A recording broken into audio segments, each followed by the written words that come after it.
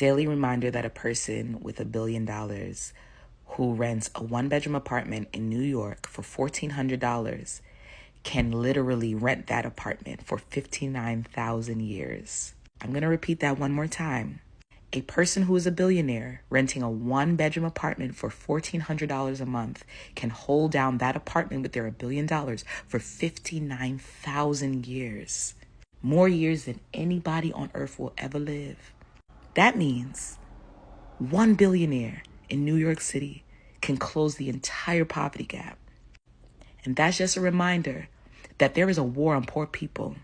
There are rich people taking money out of your pockets, taking food out of your mouth. And the media is convincing you that we aren't paying enough taxes and we aren't doing enough and we don't have enough streams of income and we aren't saving enough. And that's the reason that we are poor. And we believe it because every January we rush to go get those taxes done. We make sure that everything is in line and everything is just squeaky clean.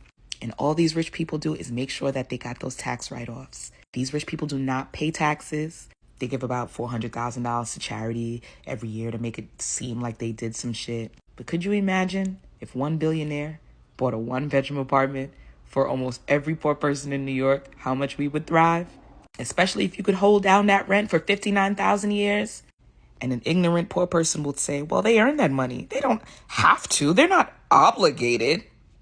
I need you to start opening your eyes, lifting the veil, and realizing that there's a war on the people who can't do. And the people who can do will always be in power because we have bamboozled ourselves into believing that it's our fault. The world has everything that it can offer us. They put a price tag on a fruit on a tree and told us that if we're unable to pay, we are incompetent.